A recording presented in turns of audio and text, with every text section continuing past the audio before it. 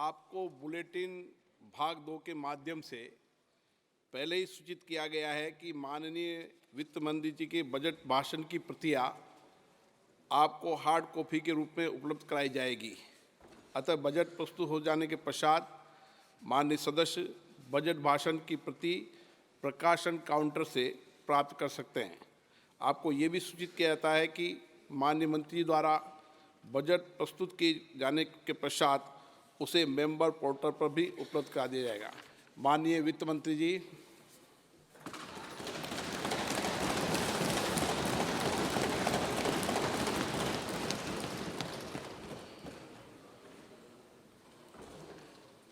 Honorable Speaker, I present the interim budget for 24-25.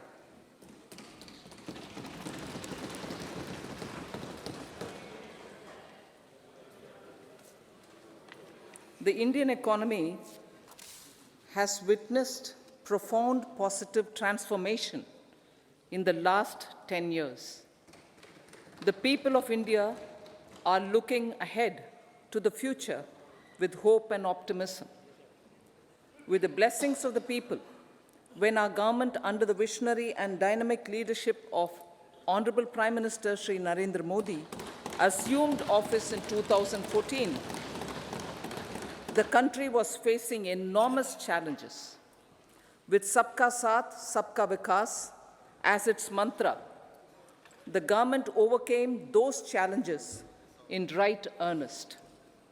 Structural reforms were undertaken. Pro-people programs were formulated and implemented promptly. Conditions were created for more opportunities for employment and entrepreneurship. The economy got a new vigor. The fruits of development started reaching the people at scale. The country got a new sense of purpose and hope. Naturally, the people blessed the government with a bigger mandate. In the second term, our government, under the leadership of Honorable Prime Minister, doubled down on its responsibilities to build a prosperous country with comprehensive development of all people and all regions. Our government strengthened its mantra to Sabka Saath, Sabka Vikas, and Sabka Vishwas. Our development philosophy covered all elements of inclusivity, namely social inclusivity through coverage of all strata of the society, and geographical inclusivity through development of all regions of the country. With the whole of nation approach of Sabka Prayas, the country overcame the challenges of once-in-a-century pandemic, took long strides towards Atmanirbhar Bharat, committed to Panch Pran, and laid solid foundations for the Amrit Kal. As a result, our young country has high aspirations, pride in its present, and hope and confidence for a bright future. We expect that our government, based on its stupendous work, will be blessed again by the people with a resounding mandate. Inclusive development and growth.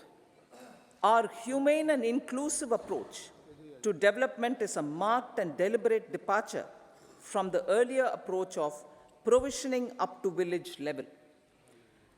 Development programs were thus provisioned. In the last 10 years, however, have targeted each and every household and individual through housing for all, Har Ghar Jal, electricity for all, cooking gas for all, bank accounts and financial services for all in record time. The worries about food have been eliminated through free ration for 80 crore people. Minimum support prices for the produce of Annadata are periodically increased appropriately. These and the provision of basic necessities have enhanced real income in the rural areas. Their economic needs could be addressed, thus spurring growth and generating jobs. Social justice. Our government is working with an approach to development that is all-round, all-pervasive, and all-inclusive. Sarvangin, Sarvasparshi, or Sarvasamaveshi. It covers all castes and people at all levels. We are working to make India a Vikasit Bharat by 2047. For achieving that goal, we need to improve people's capability and empower them. Previously, social justice was mostly a political slogan. For our government, social justice is an effective and necessary governance model. The saturation approach of covering all eligible people is the true and comprehensive achievement of social justice. This is secularism in action, reduces corruption, and prevents nepotism, prevents Bhai Bhatijawad. There is transparency and assurance that benefits are delivered to all eligible people. The resources are distributed fairly. All, regardless of their social standing, get access to opportunities. We are addressing systemic inequalities that had plagued our society. We focus on outcomes and not on outlays so that the social economic transformation is achieved. As our Prime Minister firmly believes, we need to focus on 4 major castes. They are Garib, Mahilaye, Yuva, and Annadata. Their needs, their aspirations, and their welfare are our highest priority. The country progresses when they progress. All 4 require and receive government support in their quest to better their lives. Their empowerment and well-being will drive the country forward. Garib Kalyan, Desh Ka Kalyan. We believe in empowering the poor. The earlier approach of tackling poverty through entitlements had resulted in very modest outcomes.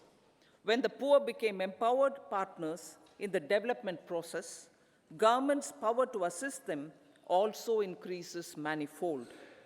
With the pursuit of Sabka Saath, in these 10 years, the government has assisted 25 crore people to get freedom from multi-dimensional poverty.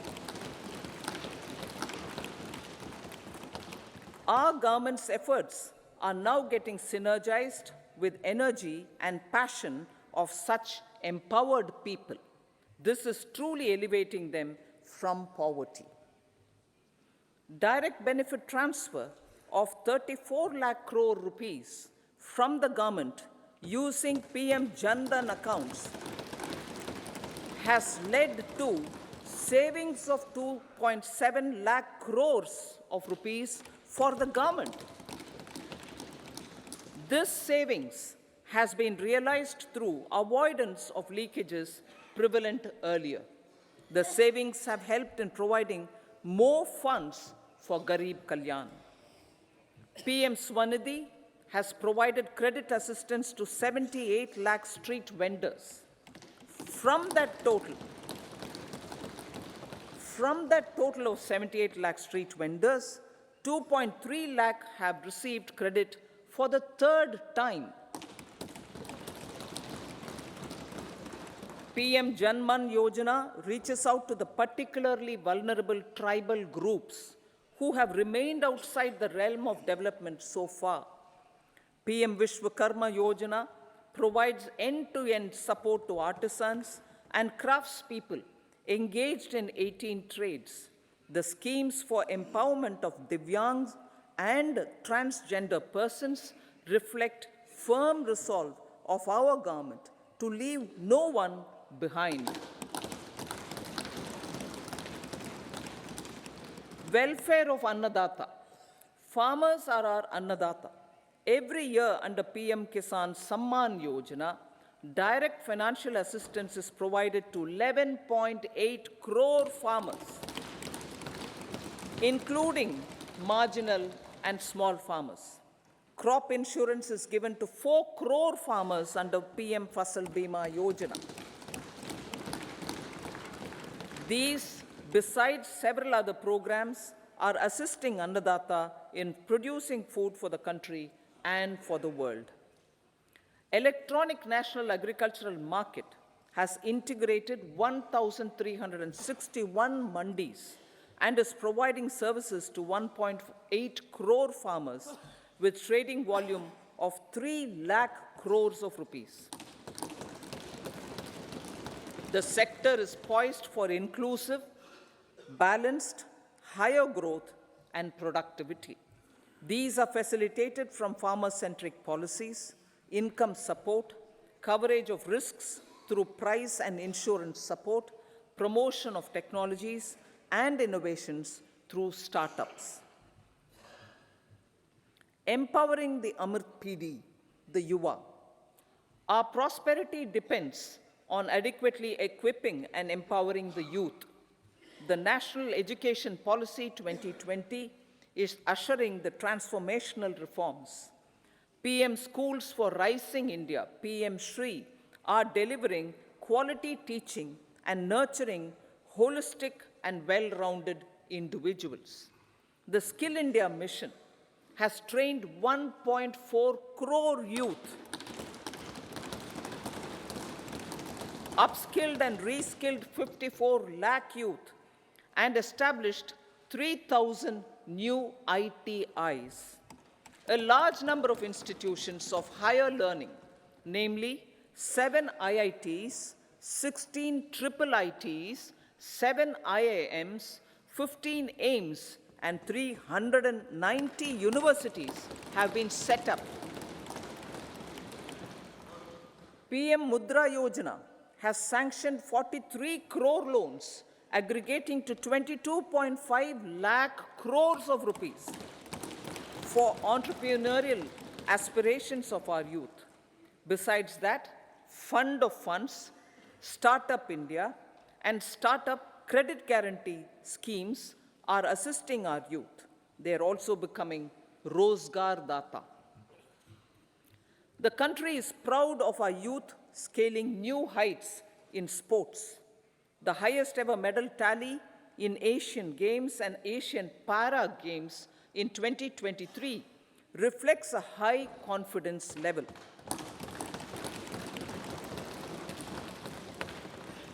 Chess prodigy and our #1 ranked player Pragnananda put up a stiff fight against the reigning world champion Magnus Carlsen in 2023.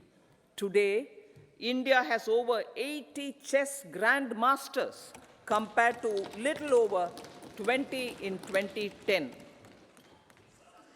Momentum for Nari Shakti. The empowerment of women through entrepreneurship, ease of living, and dignity for them has gained momentum in these 10 years. 30 crore Mudra Yojana loans have been given to women entrepreneurs. Female enrollment in higher education has gone up by 28% in 10 years. In STEM courses, girls and women constitute 43% of enrollment, one of the highest in the world. All these measures are getting reflected in the increasing participation of women in workforce. Making triple talaq illegal, reservation of 1/3 seats for women in the Lok Sabha and state assemblies, and giving over 70% houses under PM Awas Yojana in rural areas to women, and giving over 70% houses under PM Awas Yojana in rural areas to women as sole or joint owners have enhanced their dignity. Exemplary track record of governance, development, and performance. Besides delivering on high growth in terms of gross domestic product, the government is equally focused on a more comprehensive GDP, that is, governance, development, and performance. Our government has provided transparent, accountable, people-centric, and prompt, trust-based administration with citizen-first and minimum government, maximum governance approach. The impact of all-round development is discernible in all sectors. There is macroeconomic stability, including in the external sector. Investments are robust. The economy is doing well. People are living better and earning better, with even greater aspirations for future. Average real income of the people has increased by 50%. Inflation is moderate. People are getting empowered, equipped, and enabled to pursue their aspirations. There is effective and timely delivery of programs and of large projects. Economic management. The multi-pronged economic management over the past 10 years has complemented people-centric, inclusive development. Following are some of the major elements. 1. All forms of infrastructure, physical, digital, or social, are being built in record time.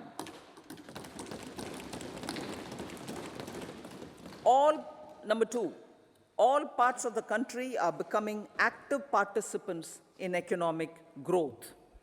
Number 3, digital public infrastructure, a new factor of production as if in the 21st century, is instrumental in formalization of the economy. Number 4, goods and services tax has enabled one nation, one market, one tax. Tax reforms have led to deepening and widening of tax base. Number 5, strengthening of the financial sector has helped in making savings, credit, and investments more efficient.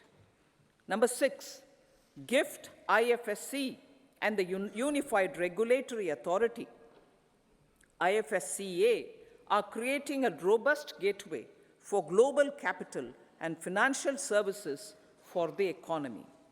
Number 7, proactive inflation management has helped keep inflation within the policy band.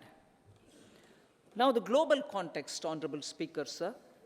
Geopolitically, global affairs are becoming more complex and challenging with wars and conflicts.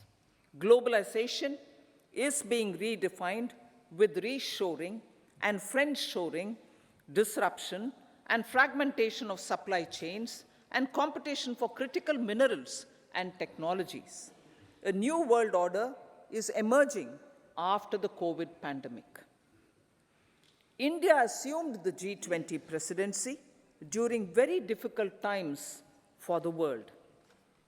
The global economy was going through high inflation, high interest rates, low growth, very high public debt, low trade growth, and climate changes. The pandemic has led to a crisis of food, fertilizer, fuel, and finances for the world, while India successfully navigated its way. The country showed the way forward and built consensus on solutions for those global problems. The recently announced India-Middle East-Europe economic corridor is a strategic and economic game changer for India and others. In the words of Honorable Prime Minister, the corridor, and I quote, will become the basis of world trade for hundreds of years to come, and history will remember that this corridor was initiated on Indian soil, unquote. Vision for Vikasit Bharat. Our vision for Vikasit Bharat is that of prosperous Bharat in harmony with nature, with modern infrastructure, and providing opportunities for all citizens and all regions to reach their potential. With confidence arising from strong and exemplary track record of performance and progress, earning Sabka Vishwas, the next 5 years will be years of unprecedented development and golden moments to realize the dream of developed India by 2047.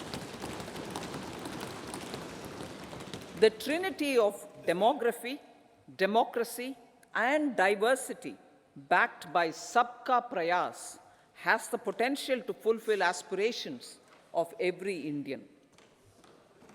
As Honorable Prime Minister in his Independence Day address to the nation mentioned, I quote, "There is no dearth of opportunities, as many opportunities as we want. The country is capable of creating more opportunities. Sky is the limit," unquote. Strategy for Amrit Kal. Our government will adopt economic policies that foster and sustain growth, facilitate inclusive and sustainable development, improve productivity, create opportunities for all, help them enhance their capabilities, and contribute to generation of resources to power investments and fulfill aspirations. Guided by the principle, reform, perform, and transform, the government will take up next generation reforms and build consensus with the states and stakeholders for effective implementation. It is an important policy priority for our government to ensure timely and adequate finances, relevant technologies, and appropriate training for the micro, small, and medium enterprises, MSMEs, to grow and also compete globally. Orienting the regulatory environment to facilitate their growth will be an important element of this policy mix. Aligning with the Panchamrit goals, our government will facilitate sustaining high and more resource-efficient economic growth. This will work towards energy security in terms of availability, accessibility, and affordability. For meeting the investment needs, our government will prepare the financial sector in terms of size, capacity, skills, and regulatory framework. Aspirational Districts Program. Our government stands ready to assist the states in faster development of aspirational districts and blocks, including generation of ample economic opportunities. Development of the East. Our government will pay utmost attention to make the eastern region and its people a powerful driver of India's growth. PM Awas Yojana Grameen. Despite the challenges due to COVID, implementation of PM Awas Yojana Grameen continued, and we are close to achieving the target of 3 crore houses. 2 crore more houses will be taken up in the next 5 years to meet the requirement arising from increase in the number of families. Rooftop solarization and Muft Bijli. Through rooftop solarization, 1 crore households will be enabled to obtain up to 300 units free electricity every month. This scheme follows the resolve of Honorable Prime Minister on the historic day of consecration of Sri Ram Mandir in Ayodhya. Following benefits are expected. Savings up to 15 to 18,000 rupees annually for households from free solar electricity and selling the surplus to the distribution companies. Charging of electric vehicles. Entrepreneurship opportunities for a large number of vendors for supply and installation. Employment opportunities for the youth with technical skills in manufacturing, installation, and maintenance. Housing for middle class. Our government will launch a scheme to help deserving sections of the middle class, and I quote from Honorable Prime Minister's words, living in rented houses or slums or chawls and unauthorized colonies, unquote, to buy or build their own houses.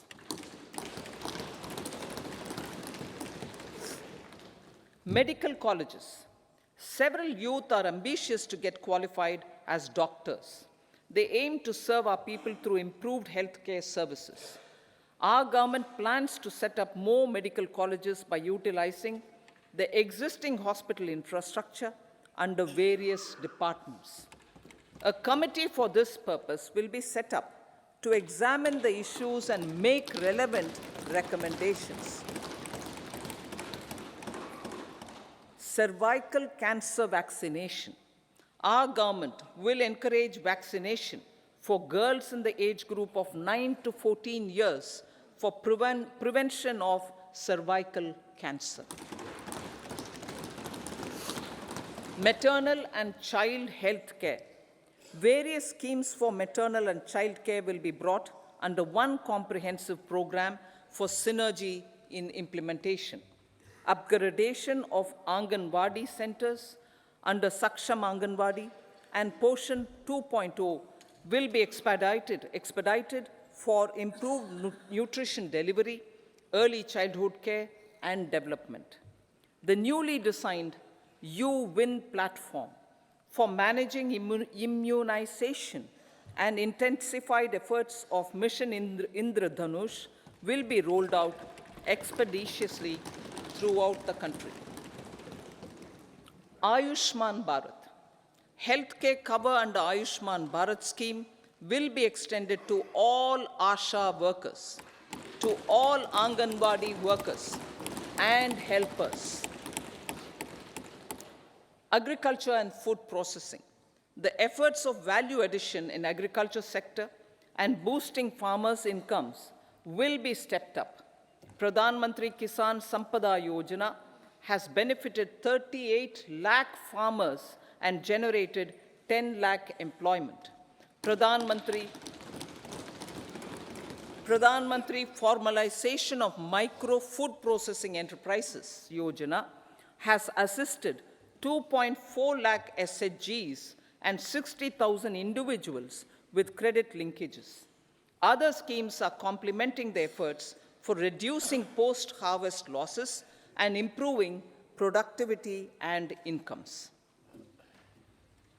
For ensuring faster growth of the sector, our government will further promote private and public investment in post-harvest activities, including aggregation, modern storage, efficient supply chains, primary and secondary processing and marketing and branding.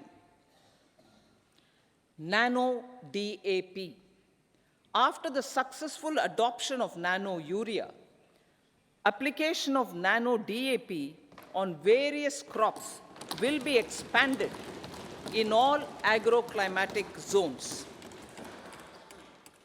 Atmanirbhar Oil Seeds Abhiyan. Building on the initiative announced in 2022, a strategy will be formulated to achieve Atmanirbharta for oil seeds such as mustard, groundnut, sesame, soya bean, and sunflower. This will cover research for high-yielding varieties, widespread adoption of modern farming techniques, market linkages, procurement, value addition, and crop insurance. Dairy development. A comprehensive program for supporting dairy farmers will be formulated. Efforts are already on to control foot and mouth disease, India is the world's largest milk producer with India is the world's largest milk producer, but with low productivity of milch animals. The program will be built on the success of existing schemes such as Rashtriya Gokul Mission, National Livestock Mission, and infrastructure development funds for dairy processing and animal husbandry. Matsya Sampada. It was our government which set up a separate department for fisheries, realizing the importance of assisting fishermen. This has resulted in doubling of both inland and aquaculture production. Seafood exports since 2013-14 has also doubled. Implementation of Pradhan Mantri Matsya Sampada Yojana will be stepped up to 1. Enhance aquaculture productivity from existing 3 to 5 tons per hectare. 2. Double exports to 1 lakh crore rupees, and 3. Generate 55 lakh employment opportunities in the near future. 5 integrated aqua parks will also be set up. Lakpati Didi.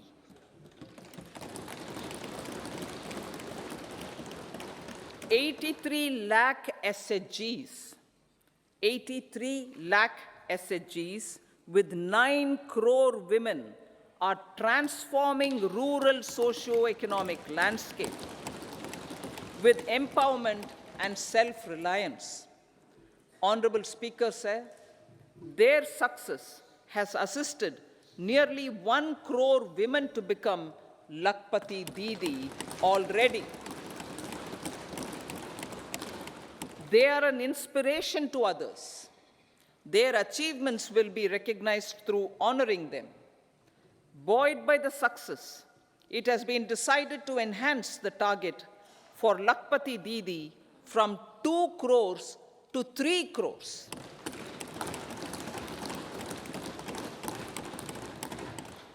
Technological changes, new age technologies, and data are changing the lives of people and businesses. They are also enabling new economic opportunities and facilitating provision of high-quality services at affordable prices for all, including those at the bottom of the pyramid. Opportunities for India at the global level are expanding. India is showing solutions through innovation and entrepreneurship of its people. Research and innovation for catalyzing growth, employment, and development. Prime Minister Shastri, Prime Minister Lal Bahadur Shastri gave the slogan of Jai Jawan, Jai Kisan. Prime Minister Vajpayee, Atal Bihari Vajpayee ji, made that Jai Jawan, Jai Kisan, Jai Vigyan. Prime Minister Modi has furthered that to Jai Jawan, Jai Kisan, Jai Vigyan, and Jai Anusandhan, as innovation is the foundation of development. For our tech-savvy youth, this will be a golden era. A corpus of 1 lakh crore rupees will be established with 50-year interest-free loan provided. The corpus will provide long-term financing or refinancing with long tenors and low and or nil. I repeat that sentence. The corpus will provide long-term financing or refinancing with long tenors and low or nil interest rates. This will encourage the private sector to scale up research and innovation significantly in sunrise domains. We need to have programs that combine the powers of our youth and technology. A new scheme will be launched for strengthening deep tech technologies for defense purposes and expediting Atmanirbharta. Infrastructure development. Building on the massive tripling of the capital expenditure outlay in the past 4 years, resulting in huge multiplier impact on economic growth and employment creation, the outlay for the next year is being increased by 11.1% to 11,111 crore rupees. This would be 3.4% of our GDP. Railways. 3 major railway corridor programs will be implemented. These are energy, mineral, and cement corridor. Number 2, port connectivity corridors. And number 3, high traffic density corridors. The projects have been identified under the PM Gati Shakti for enabling multimodal connectivity. They will improve logistics efficiency and reduce cost. The resultant decongestion of the high traffic corridors will also help in improving operations of passenger trains, resulting in safety and higher travel speed for passengers. Together with dedicated freight corridors, these 3 economic corridor programs will accelerate our GDP growth and reduce logistic costs.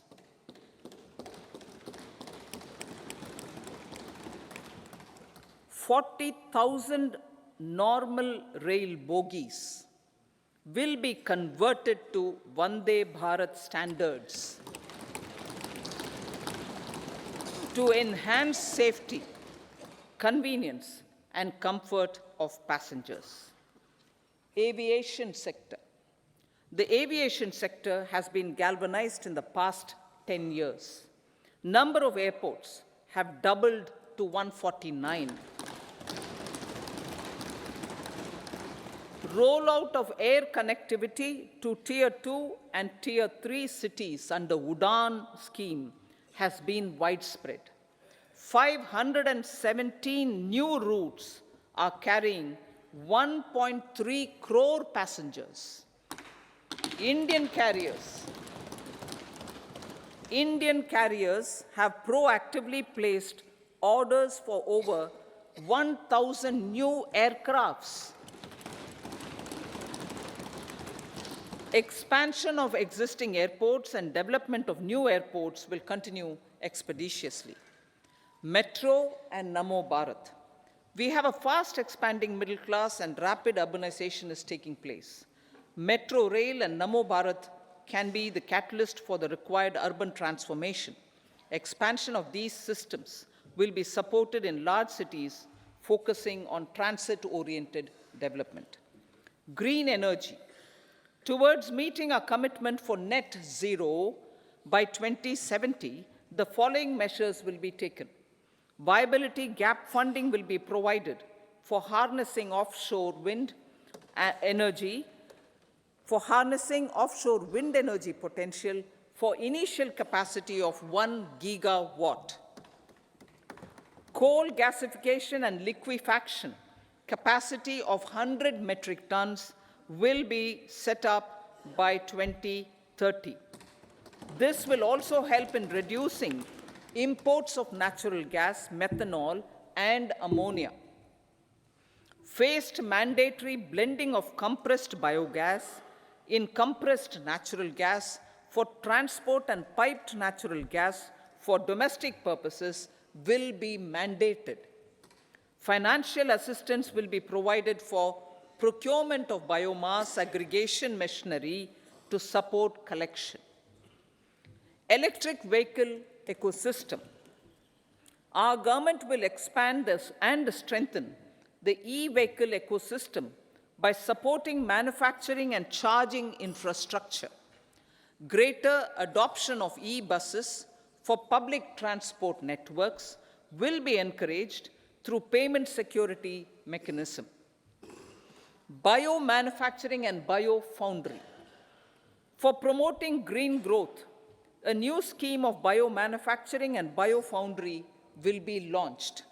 This will provide environment-friendly alternatives such as biodegradable polymers, bioplastics, biopharmaceuticals, and bioagri-inputs. This scheme will also help in transforming today's consumptive manufacturing paradigm to the one based on regenerative principles. Blue Economy 2.0. For promoting climate-resilient activities for Blue Economy 2.0, a scheme for restoration and adaptation measures and coastal aquaculture and mariculture with integrated and multi-sectoral approach will be launched. Comprehensive development of tourist centers. The success of organizing G20 meetings in 60 places presented diversity of India to global audience. Our economic strength has made the country an attractive destination for business and conference tourism. Our middle class also now aspires to travel and explore. Tourism, including spiritual tourism, has tremendous opportunities for local entrepreneurship. States will be encouraged to take up comprehensive development of iconic tourist centers, branding and marketing them at global scale. A framework for rating of the centers based on quality of facilities and services will be established. Long-term interest-free loans will be provided to states for financing such development on matching basis. To address the emerging fervor for domestic tourism, Honorable Speaker, sir, projects for port connectivity, tourism infrastructure, and amenities will be taken up on our islands, including Lakshadweep. This will help in generating employment also. Promoting investments. The FDI inflow during 2014 to 23 was $596 billion, marking a golden era. That is twice the inflow during 2005 to 14.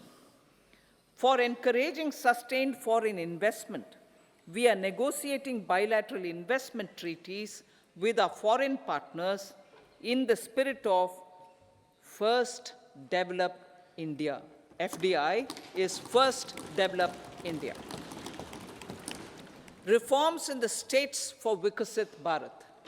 Many growth and development enabling reforms are needed in the states for realizing the vision of Vikasit Bharat. A provision of 75,000 crore rupees as 50-year interest-free loan is proposed this year to support those milestone-linked reforms by the state governments. Societal changes. The government will form a high-powered committee for an extensive consideration of the challenges arising from fast population growth and demographic changes. The committee will be mandated to make recommendations for addressing these challenges comprehensively in relation to the goal of Vikasit Bharat. Amrit Kal as Kartavya Kal.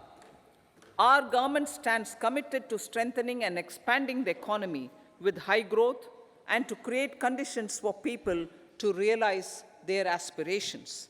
Honorable Prime Minister, in his Independence Day address to the nation in the 75th year of our Republic, said, and I quote, "We commit ourselves to national development with new inspirations, new consciousness, new resolutions as the country opens up immense possibilities and opportunities. It is our Kartavya Kal." Unquote. Every challenge of the pre-2014 era was overcome through our economic management and our governance. These have placed the country on a resolute path of sustained high growth. This has been possible through right policies, true intentions, and appropriate decisions. In the full budget in July, Honorable Speaker, our government will present a detailed roadmap for our pursuit of Vikasit Bharat.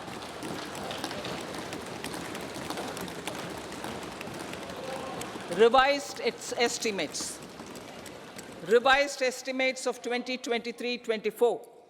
The revised estimate of the total receipts other than borrowings is 27.56 lakh crores of rupees, of which the tax receipts are 23.24 lakh crore rupees. The revised estimate of total expenditure is 44.90 lakh crore rupees.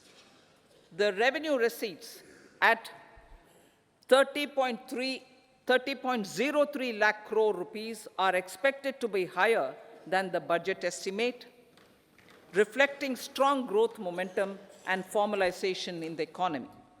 The revised estimate of the fiscal deficit is 5.8% of GDP, improving on the budget estimate, notwithstanding moderation in the nominal growth estimates.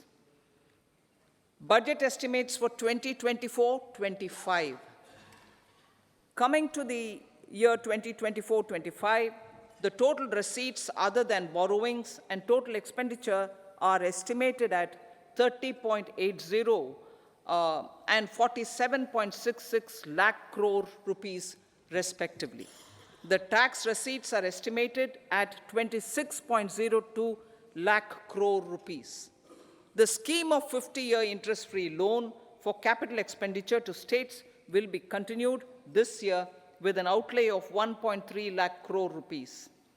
We continue on the path of fiscal consolidation, as announced in my budget speech of 2021-22, to reduce fiscal deficit below 4.5% by 25-26. The fiscal deficit in 2024-25 is estimated to be 5.1% of GDP, adhering to that path. So the gross and net market borrowings through dated securities during 24-25 are estimated at 14.13 lakh crore rupees and 11.75 lakh crore respectively. Both will be less than that in 23-24. Now that the private investments are happening at scale, the lower borrowings by the central government will facilitate larger availability of credit for the private sector. Vote on account. I'll be seeking vote on account approval of the Parliament through the appropriation bill for a part of the financial year 2024-25. I will now move to Part B. Honorable Speaker, sir, over the last 10 years, the direct tax collections have more than trebled and the return filers swelled 2.4 times. I would like to assure the taxpayers that their contributions have been used wisely for the development of the country and welfare of its people. I appreciate the taxpayers for their continued support. The government has reduced and rationalized tax rates. Under the new tax scheme, there is now no tax liability for taxpayers with income up to 7 lakh rupees, up from 2.2 lakh rupees in the financial year 2013-14. The threshold for presumptive taxation for retail businesses was increased from 2 crores to 3 crores. Similarly, the threshold for professionals eligible for presumptive taxation was increased from 50 lakh rupees to 75 lakh rupees. Also, corporate tax rate was decreased from 30% to 22% for existing domestic companies and to 15% for certain new manufacturing companies.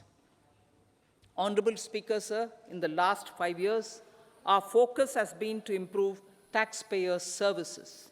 The age-old jurisdiction-based assessment system was transformed with the introduction of faceless assessment and appeal, thereby imparting greater efficiency, transparency, and accountability.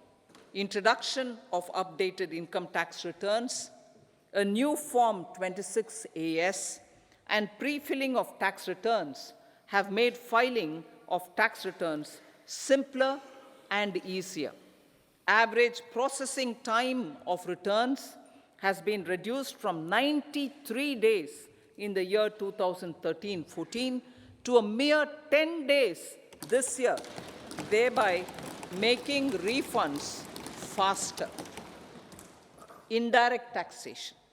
By unifying the highly fragmented indirect tax regime in India, the GST has reduced the compliance burden on trade and industry. The industry has acknowledged the benefits of GST. According to a recent survey conducted by a leading consulting firm, 94% of industry leaders view the transition to GST as largely positive. According to 80% of the respondents, it has led to supply chain optimization, as elimination of tax arbitrage and octroi has resulted in disbanding of checkposts at the state and city boundaries. At the same time, tax base of GST more than doubled, and the average monthly gross GST collection has almost doubled to 1.66 lakh crores this year. States too have benefited. States' SGST revenue, including compensation released to states in the post-GST period of 2017-18 to 2022-23, has achieved a buoyancy of 1.22. In contrast, the tax buoyancy of state revenues from subsumed taxes in the pre-GST four-year period of 2012-13 to 2015-16 was a mere 0.72. The biggest beneficiaries are consumers, as reduction in logistic cost and taxes have brought down prices of most goods and services. We have taken a number of steps in customs to facilitate international trade.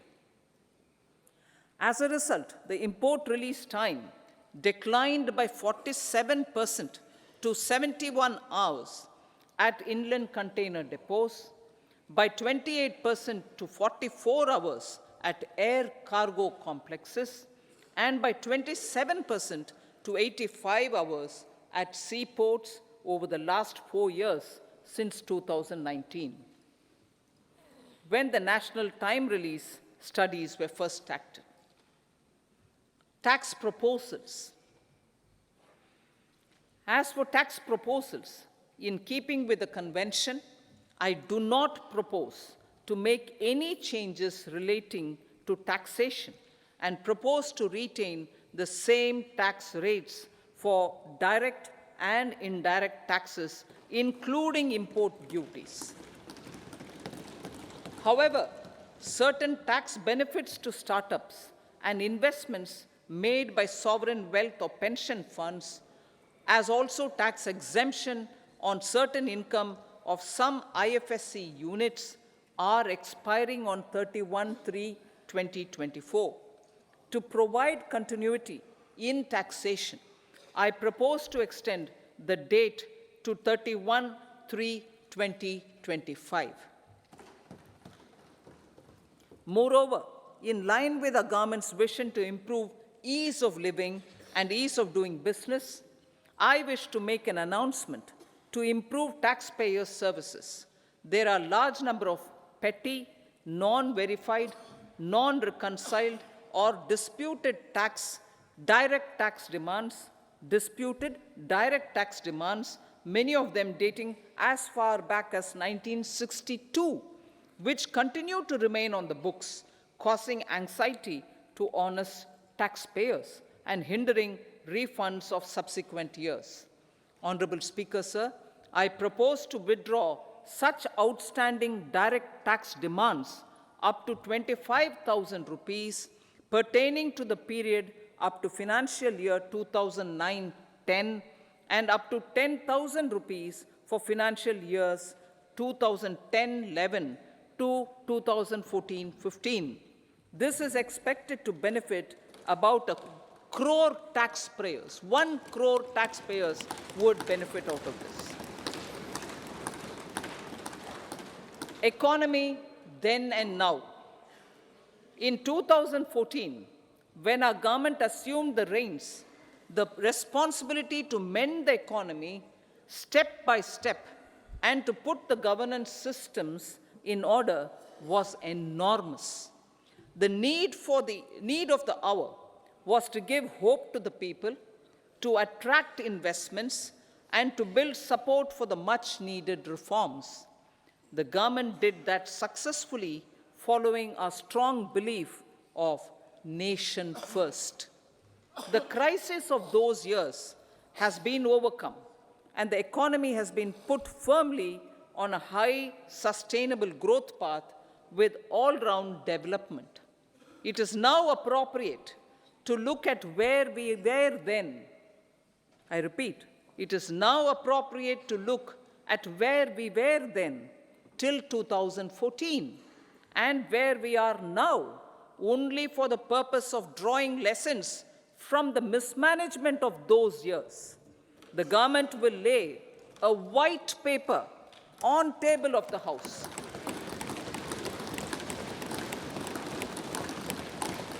The exemplary track record of governance, development, and performance, effective delivery, and Jan Kalyan has given the government trust, confidence, and blessings of the people to realize whatever it takes, the goal of Vikasit Bharat, with good intentions, true dedication, and hard work in the coming years and decades. With this, Honorable Speaker, I commend the interim budget to this august House. Jai Hind.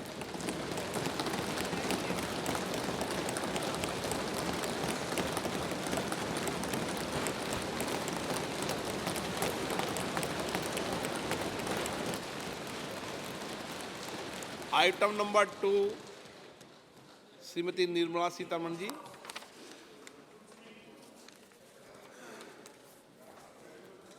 So, with your permission, I rise to lay on the table the following statements. Under Section 3(1) of the Fiscal Responsibility and Budget Management Act 2003, medium-term fiscal policy cum fiscal policy strategy statement and macroeconomic framework statement. Item number 3, Shrimati Nirmala Sitharaman ji. Sir, with your permission, I rise to move for leave to introduce the Finance Bill 2024. प्रश्न ये है कि विधेयक को पुनर्स्थापित करने की अनुमति प्रदान की जाए। जो सदस्य इसके पक्ष में हाँ कहें, जो सदस्य विरोध में ना कहें। मेरे विचार में निर्णय हाँ वालों के पक्ष हुआ। हाँ वालों के पक्ष हुआ। माननीय मंत्री जी, विधेयक को पुनर्स्थापित करें। Sir, I introduce the bill. सभा की कार्रवाई शुक्रवार दिनांक 2 फरवरी 2024 को प्राप्त 11 बजे तक के लिए स्थगित की जाती है।